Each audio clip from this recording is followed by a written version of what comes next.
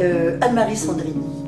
Pendant 8 ans, j'ai été inspectrice de la danse de la ville de Paris, mais je suis avant tout une danseuse, un professeur, un formateur. La danse, c'est ma vie.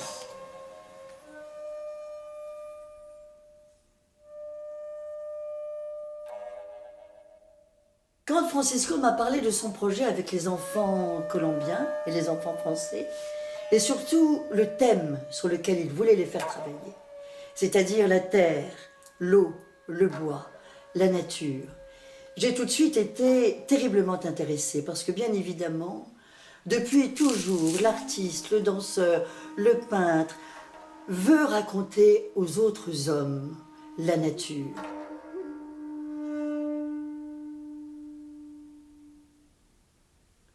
J'ai très vite compris que le danseur était le trait d'union entre la Terre et le cosmos.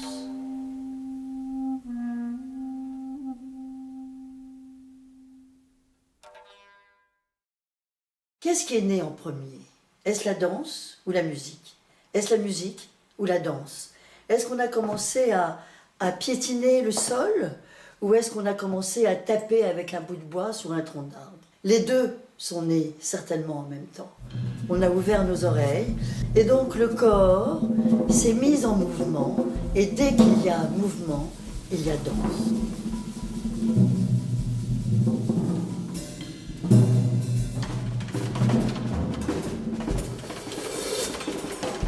Alors maintenant, je vais parler de l'œil filaire.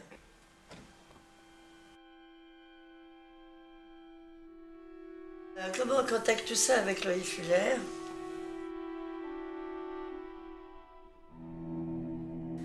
Bien sûr par la lumière,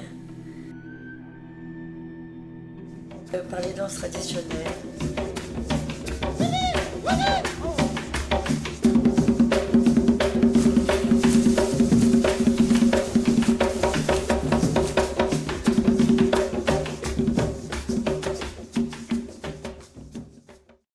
Loé Fuller était une chercheuse infatigable vers la lumière. L'une des choses qui l'intéressait effectivement le plus, c'était ses recherches aussi sur les gélatines, c'est-à-dire sur ce qu'on met devant les projecteurs. Toutes ses chorégraphies, toute sa manière de s'exprimer était effectivement avec la lumière, avec ses voiles. Et c'est quand elle a lu dans un journal les travaux de Pierre et Marie Curie sur le radium, que tout de suite elle s'est dit, mais voilà, là il y a peut-être une idée.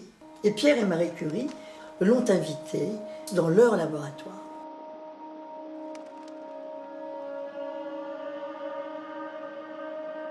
Ils faisaient des études sur les rayons ultraviolets. Et là, cette couleur, et là, Pierre lui a montré des tas de choses sur les ultraviolets. Elle a été extrêmement impressionnée. Et très vite après, elle a chorégraphié une danse qui s'appelait l'ultraviolette.